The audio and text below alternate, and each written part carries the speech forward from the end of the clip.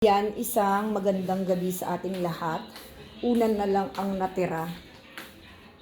Dalawa na lang kami ng aking pag-ibig ang nandito. Si Kyrie, si Kauri na lang. At eto na lang ang naiwan kalat. Yan, ito ang kwarto ng aming prinsesa.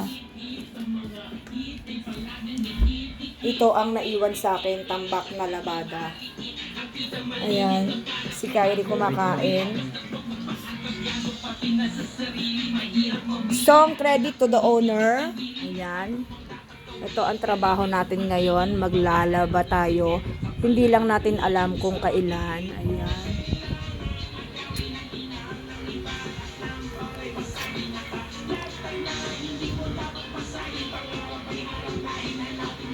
Nakakalungkot din.